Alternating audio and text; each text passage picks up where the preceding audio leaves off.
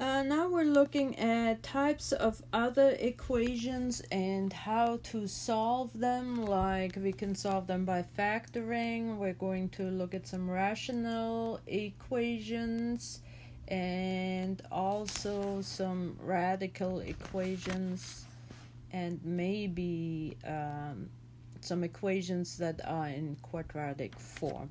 Okay. So here I just made a copy out of the book. These are kind of the steps on how to solve an equation that is that where the degree is higher than 2 by factoring. So we have to make sure that we set it equal to 0. In this case, this is already equal to 0. Now we need to factor the left-hand side, and the left-hand side is, we're looking at the GCF. In this case, the greatest common factor is 3x squared. That leaves me with x squared minus 9 equals 0. Now I can go ahead and I can set each of those many factors equal to 0, or I can see that x squared minus 9 is actually difference of two squares that can be factored as x minus 3 and x plus 3. Now it is factored completely, but I could have also used square root property to solve x squared minus 9. Now we said we use the zero product property. That means I call them mini factors. We said each mini factor equal to 0. Now don't forget the 3x squared. It has a variable, so you have to set it equal to 0 as well. X minus 3 equals 0, and x is x plus 3, I wanted to write them all down first before I solve, is equal to 0. Divide by 3, you get x squared is equal to 0. If you want to take the square root out of 0, that is still 0. So x is equal to 0 is one solution. Then add 3 to both sides, you get x equals 3, and on the other one we're subtracting 3, x equals negative 3. There you go.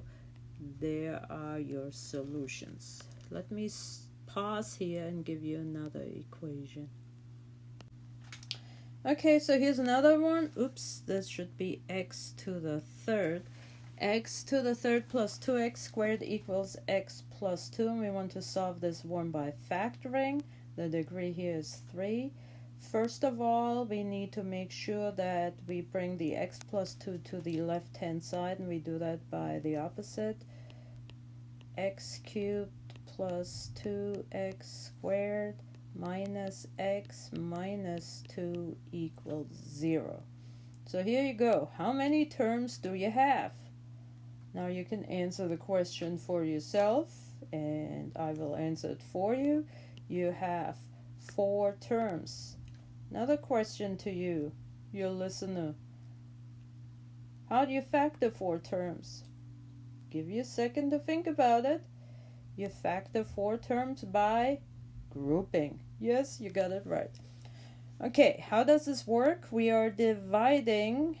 We group our first 2 terms and then we look at the last 2 terms.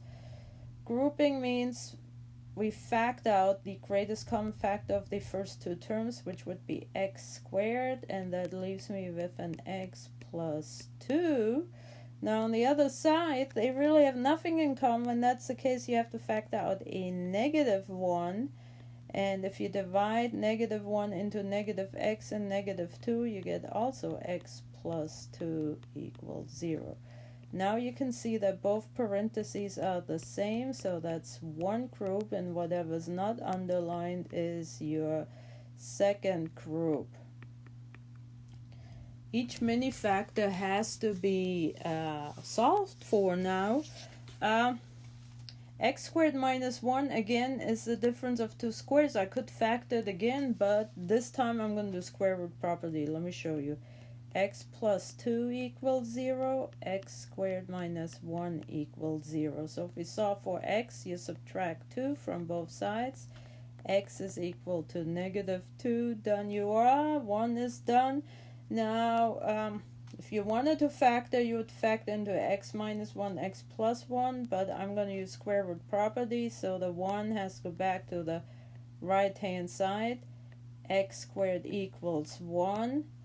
Now you have to take the square root of both sides. X equals, and don't you forget it, plus minus 1. So our solutions here are -2 and x equals a +1 and a -1. And that's how you solve higher degree equations by factoring.